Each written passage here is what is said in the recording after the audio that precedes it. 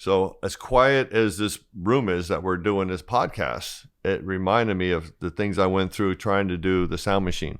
So I take a goggle eye in the bucket and I put the microphone in there to pick it up because I'm going to record a goggle eye to play it back while we're fishing. So I got the goggle eye in a bucket and I'm trying to record it on the boat with a hose flowing, but the sound was picking up the pump and all the other noises through the water.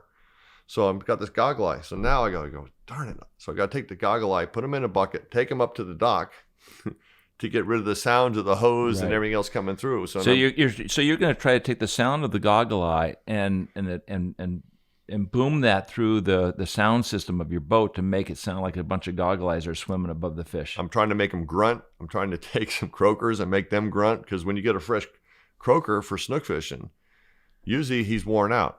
The guys that catch the snook, they want the croaker that's been in the pen for a couple of days because as soon as they stick the hook to it, it's going, and the snook are more aggressive. So now I'm trying to do that with the goggle eye and fascinating, make it sound. And then I was trying to make him splash, the tail go splash, splash, splash, splash, splash, like he's trying to get away to make that sound. So then I'd get offshore and I'd try to take a bonita and do the same thing, but I was always getting the sound of the pump. So I was so into the sound, I was trying to take every different bait I could and make sounds so I could play it back. So I had a skipjack tuna splashing in a bucket. You know, I'd have to take the sound out, put the bucket up on the covering board and make them splash with the thing in there and just splash and get that tail going so I could play that. So I was trying all sorts of sounds. Did it work? Only the fish can tell me. But you did that. I mean, so that you fished with the sound machine making the sounds of these baits. Yep, I did that just before we shut it down. But when I did play it back, I didn't know if I was playing it back too loud and it sounded like a 2,000-pound goggle eye because you don't know where your volume is. Right. So it still need a lot more studying to be done. But I was so into it. I'm still into it.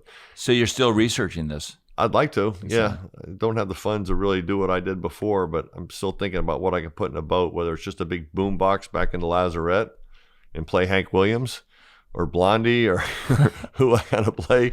But it's probably Johnny Cash that raised all those fish all those years. Well, yeah, I think it was between Hank Williams and Blondie. My brother would put Blondie in for a little while, then Dunaway put in Hank Williams and back and forth, and that's why I fished in the tower a lot. I don't know if, I don't care for the music when I was concentrating fishing, but they would fight over the stereo system. But I still think there's more to playing that stuff down the road if you could really get it right. Right.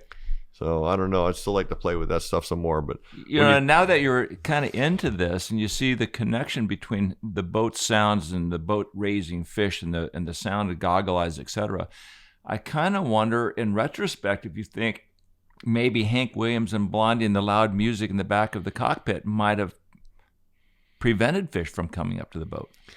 You think? No, I think your engines are still dominant, making more sound than that stuff out there. But when I was playing stuff in the water, there was no doubt there was a difference.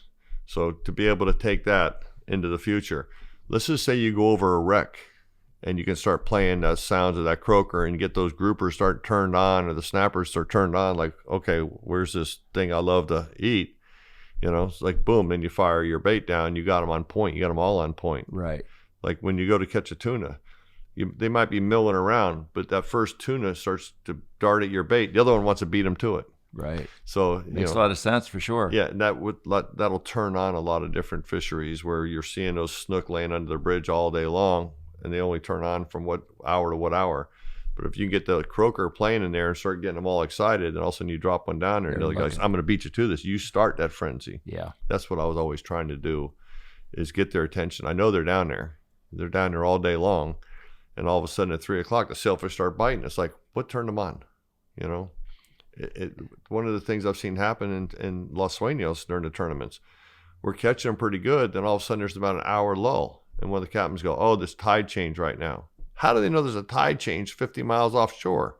You know, but they know that. I don't know why it is. The current may still be moving, but they shut off for about an hour, then boom, they're back on again.